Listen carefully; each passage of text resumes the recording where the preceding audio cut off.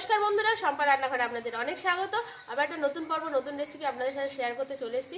আজকে বন্ধুরা আমার খুব সর্দি কাশি হয়েছে, তো আজকে এই সর্দি কাশিতে একটা দেশি স্যুপ আপনাদের সাথে শেয়ার করব, তার সাথে বাড়াও শেয়ার করব। এটা একটা সাউথ ইন্ডিয়ার খুবই ফেমাস রেসিপি।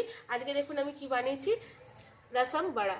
তো চলুন এই রেসিপিটা কীভাবে বানালাম পুরো রেসিপিটা দেখে নিন, আর ভিডিওটি সম্পূর্ণ দেখার অনুরোধ রইল। বন্ধুরা দেখুন, আমি এখানে দুটো টমেটো নিয়েছি, একটা পেঁয়াজ নিয়েছি, আদা নিয়েছি, রসুন নিয়েছি, ধনেপাতা নিয়েছি, কারি পাতা নিয়েছি। এগুলো আমি কেটে নেব। তো এইখানে রসুনটা বন্ধুরা আপনারা দেখুন, রসুনটা কিন্তু যেটা ট্রেডিশনাল ওরা বানায় সেটাতে কিন্তু রসুনটা ছাড়িয়ে দেয় না, জাস্ট এরকম পিছনের দিকটা একটু কেটে নেয় আর সামনের মুখটা একটু কেটে নেয়, ব্যাস তাহলেই হয়ে যায়। একটু একটু খোসা কিন্তু থাকে। এখানে আমি দেখুন ছোট ছোট 4 কোয়া আর বড় 3 কোয়া, মোট 7 কোয়া রসুন নিয়েছি। প্রথমেই রসুনগুলোকে এইরকম করে কেটে নেব। আজকে আমি যে রসমটা বানিয়ে দেখাবো বন্ধুরা আপনাদেরকে, তাতে কোনো রকম মার্কেটের মশলা আমি ইউজ করব না। ঘরে যে মশলা পাওয়া যায় সেই মশলা ইউজ করেই আমি কিন্তু বানাবো। দেখুন আমি তো আগেই দেখিয়েছি যে এখানে আমি রসুনটা নিয়ে নিয়েছি, আর এখানে কিন্তু বেশি পেঁয়াজ দিতে হবে না। দেখুন আমি একটা ছোট্ট পেঁয়াজ নিয়েছিলাম, তার অর্ধেকটা এর মধ্যে দিচ্ছি। পেঁয়াজ কিন্তু এরপরে আর লাগবে না, কারণ এই যে রসমটা হয় অ্যাকচুয়ালি এটা স্যুপের মতো হয়, খুব ওয়াটারি হয়। এখানে দিয়ে দেবো দেখুন কয়েকটা গোলমরিচ, দিয়ে দেবো অল্প একটু জিরে, দিয়ে দেবো অল্প একটু ধনেটা এই হাফ টিস্পুন মতো দেবেন, আর জিরেটাও হাফ টিস্পুন মতোই দেবেন। দিয়ে এখানে দেখুন আমি একটুখানি আদা নিয়েছি, বেশি না। এই আদাটারও আমি হাফ দেবো এর মধ্যে, দেখুন হাফ দিলাম। এবার এটাকে আমি একটু ক্রাস্ট মতো করে নেবো, খুব মিহি পেস্ট করব না, এটা ক্রাস্ট মতো করে নেবো। এরকম করে এটা হালকা ক্রাস্ট মতো করে নিয়েছি। প্রথমে রসমটা করব, কিন্তু তার আগে আমি দেখুন এখানে আমি হাফ কাপ মতো বিউলির ডাল নিয়েছি, ছোট যে কাপ হয় এই কাপের। এটা আমি সারা রাতে ভিজিয়ে আবার পরিষ্কার করে ধুয়ে নিয়েছি। তো এটা মিক্সিতে চালিয়ে নিয়ে আসবো। এখানে বন্ধুরা আমি আপনাদের একটা টিপস বলে দিচ্ছি। প্রথমত এটাতে যেটুকুনি জল লাগবে ব্রেডটা করতে সেটুকুনি দেবেন, আর সেই জলটা কিন্তু নর্মাল টেম্পারেচারে জল দেবেন না। আপনারা ফ্রিজে যে গুঁড়ো গুঁড়ো বরফগুলো হয় না, সেগুলো দিয়ে এটাকে পেস্ট করার চেষ্টা করবেন, তাহলে দেখবেন যখন আমি বড়াটা করবো ওটা ফ্লাফি হবে। এই ট্রিক্সটা আপনারা ফলো করবেন। আপনারা যদি দহি বড়াও বানায় তাহলেও কিন্তু এই জিনিসটা ফ্লাফি হবে। তো এখানে আমি দেখুন জল দিয়ে ছেঁকে নিয়ে চলে যাচ্ছি, আর একটু গুঁড়ো ফ্রিজের বরফ দিয়ে এটাকে আমি পেস্ট করে নিয়ে আসছি। বিউলির ডালটা পিষে নিয়ে চলে এসেছি, আর দেখুন ডালটা কিন্তু একদম মিহি করে পিষে নিয়ে এসেছি। এরকম করেই আপনারা পিষবেন। আর এখানে দেখুন আমি উনুনটাও ধরিয়ে দিয়েছি। প্রথমে একটা কড়া বসিয়ে একটু গরম জল করে নেবো। গরম জলটা এর জন্যই করে নিতে হবে বন্ধুরা, কারণ রসমে কিন্তু ঠান্ডা জল দেওয়া চলে না, তাই আমি এখানে 1 বাটি গরম জল আগে করে নেব। ঠিক আছে, এবার এটাকে নামিয়ে রাখবো। দিয়ে রসম করার জন্য আমি আরেকটা কড়া বসিয়ে দেবো। কড়াটা গরম হয়ে গেছে, এখানে আমি 2 টিস্পুন মতো সাদা তেল দিয়ে দিয়েছি, দিয়ে দেবো 2টো শুকনো লঙ্কা। আর এখানে দেখুন আমি সাদা সর্ষে নিয়েছি, আপনারা চাইলে কালো সর্ষেও দিতে পারেন। আর কয়েকটা বিউলির ডাল নিয়েছি, এটা ফোড়নে দিয়ে দেবো। অল্প কয়েকটা জিরে, আর এগুলো ফোড়নের লাস্টে কিন্তু দেবো কয়েকটা মেথি। মেথিটা আগে দিলে কিন্তু জ্বলে যাবে বেশি, তাই আগে দেবেন না। আর এখানে দিয়ে দেবো কয়েকটা কারি পাতা, দিয়ে দেবো অল্প একটু হিং। এবার এখানে আমি যে মশলাটা পিষে রেখেছিলাম সেটা দিয়ে দেবো, দিয়ে একটু ভালো করে নেড়ে চেড়ে নেবো যতক্ষণ না এই মশলাটার কাঁচা ভাবটা চলে যাচ্ছে। রসমে কিন্তু খুব একটা বেশি তেল দিতে হয় না। আপনারা তো জানেন যে সাউথ ইন্ডিয়ান ফুড খুব একটা অয়েলি হয় না, তাই অল্প তেল দিয়ে কিন্তু এটা করবেন। হালকা ফ্রাই মতো হয়ে গেছে। এবার এর মধ্যে আমি যে 2টো টমেটো কুচিয়ে রেখেছিলাম সেটা দিয়ে দেবো। দিয়ে এবার এটাকে কিন্তু খুব ভালো করে নুন দিয়ে ফ্রাই করবো। তো এখন আমি এখানে যতটা লবণ লাগবে এই রসমটা করতে ততটাই লবণ এখানে এখনই অ্যাড করে দেবো। একটু বেশি পরিমাণেই লবণ লাগবে, কারণ এরপর আমি এর মধ্যে তেঁতুলও দেবো, তাই একটু বেশি পরিমাণে দিলাম। দিয়ে এটাকে চাপা দিয়ে দেবো, দিয়ে টমেটোটা গলতে দেবো। এর মতো গেছে, আমি ঢাকাটা খুলে এইরকম এই খুন্তিটার সাহায্যে এরকম কেটে কেটে দিয়েছি। এবার এর মধ্যে দিয়ে দেবো পরিমাণ মতো অল্প একটু হলুদ, অল্প একটু কাশ্মীরি রেড চিলি পাউডার। আর এখানে দেখুন আমি অড়হর ডালকে সিদ্ধ করে একটু মিক্সিতে চালিয়ে নিয়েছি। এর মধ্যে কিছুই দিইনি, শুধু সিদ্ধ করে একটু মিক্সিতে চালিয়ে নিয়েছি। এই অড়হর ডালটা খুবই অল্প পরিমাণে নিয়েছি, এর মধ্যে দিয়ে দেবো। দিয়ে এর মধ্যে আরও জল অ্যাড করে দেবো আমি এখন।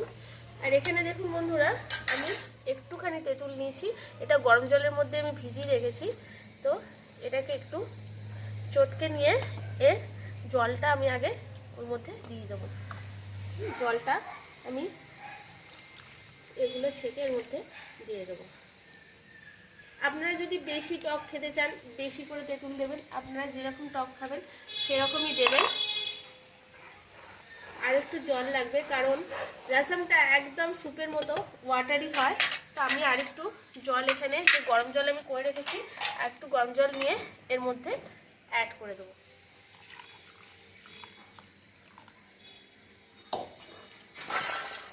রাসামটা আপনারা স্যুপের মতো করেও খেতে পারেন, আবার সাউথের লোকেরা ভাত দিয়েও খায়, কিন্তু আবার এই যে বড়া করেও এর মধ্যে দিয়ে খায়। যেমন করে খুশি এটা খাওয়া যায়। আপনারা যদি সর্দির সময় স্যুপে করে খেতে চান, তাহলে যখন এই রাসামটা হয়ে যাবে একটা স্ট্রেনার দিয়ে ছাঁকনি দিয়ে এটাকে ছেঁকে নেবেন। তাহলে কি হবে, বাদবাকি যে খাড়া মশলাগুলো মুখে লাগবে না।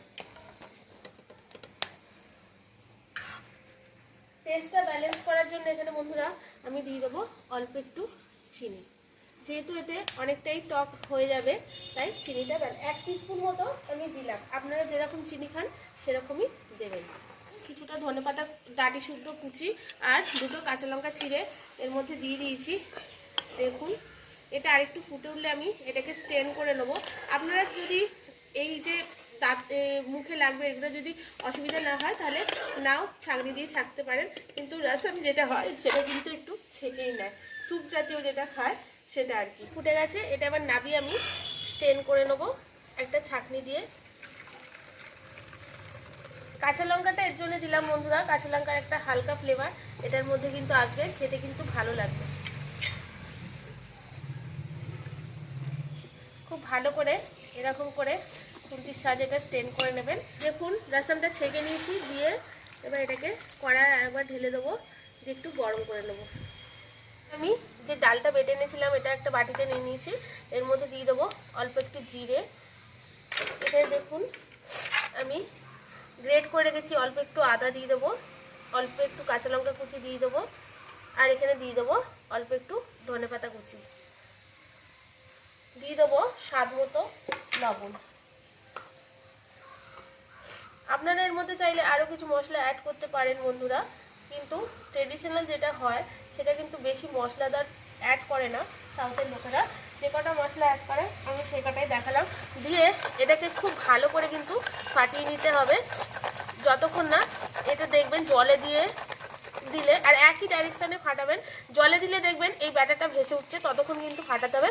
আর একটু এটা হালকা হয়ে একটু সাদাটে কালার মতো হয়ে যাবে। যেহেতু আমি এটা বরফ দিয়ে পিষেছি বন্ধুরা, তা বেশিক্ষণ লাগবে না, দেখবেন 5-10 মিনিট ফাটালেই কিন্তু এটা ওই রকম স্ট্রাকচারে এসে যাবে। 10 মিনিট ফাটিয়ে নিয়েছি, আর দেখুন কালারটা একটু সাদাটে মতো হয়ে গেছে, ব্যাটারটা হালকাও হয়ে গেছে, বেশ ফাঁপানো মতো। এবার দেখুন এই জলের বাটিটা ফেলে দেখব ভাসছে কিনা। দেখুন এটা ভাসছে, তার মানে আমার এই ব্যাটারটা হয়ে গেছে। এটাকে রেখে দেবো। আর এখানে আমি রাসামটা নামানোর আগে কয়েকটা ধনেপাতা কুচি দেবো, তাতে কি হবে ধনেপাতার একটা ফ্লেভার আসবে, খুব ভালো লাগবে বন্ধুরা খেতে। রাসামটা হয়ে গেছে। রাসাম কিন্তু খুব একটা বেশি ফোটাবেন না, অল্প ফোটালেই কিন্তু হয়ে যাবে, কারণ ভেতর থেকে সব কিছু কুকি থাকে। এর মধ্যে খালি আমি অল্প কটা ধনেপাতা কুচি দিয়ে এটাকে নামিয়ে নেবো।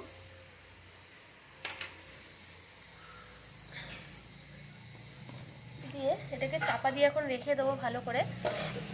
আর এখানে আমি বাড়াগুলো ভেজে নেবো, দিয়ে আর একটা কড়া বসিয়ে দেবো উনুনে। কড়াটা গরম হয়ে গেছে আর আমি সাদা তেল দিয়ে দিয়েছি। এখানে দেখুন আমি এই ব্যাটারটা ছাড়বো বলের মতো করে, তো আমি হাতটা একটু ধুয়ে নেবো, দিয়ে এবার এটাকে এরকম করে বলের মতো করে ছাড়বো।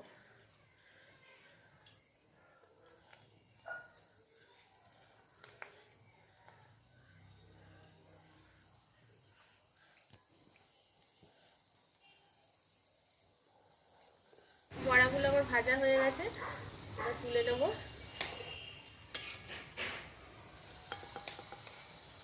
দেখুন কি সুন্দর হয়েছে, কি সুন্দর হয়েছে, একদম নরম তুলতুলে। আর ভেতর দিয়ে দেখুন কত সুন্দর দেখতে হয়েছে, একদম জালিদার। তো এইরকম বরফ দিয়ে কিন্তু আপনারা যদি পেস্টটা বানান, যতটুকুনি আর কি জল লাগবে ততটুকুনি যদি বরফ দিয়ে বানান, খুব সুন্দর হয় কিন্তু, এরকম ফ্লাফি হয় পুরো, আর একদম নরম, দেখুন একদম নরম। তো এবার আমি এটাকে সার্ভ করে নেবো।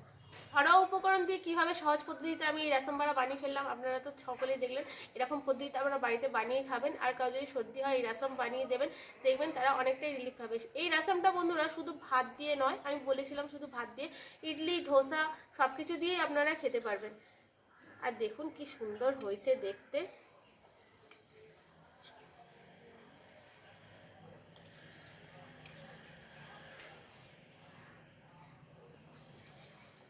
দারুণ হয়েছে বন্ধুরা, দারুণ হয়েছে খেতে, একদম মুখে দিলে না বড়াগুলো একদম মিলিয়ে যাচ্ছে। আর যেহেতু আমার সর্দি হয়েছে না, খেতে খুবই ভালো লাগে। তো এই রাসাম বড়া খেতেই থাকি বন্ধুরা। আর আমার চ্যানেল নিত্য নতুন রেসিপিতে প্লিজ বন্ধুরা আমার চ্যানেলটিকে সাবস্ক্রাইব করে শেয়ার, লাইক, কমেন্ট করে দেবেন।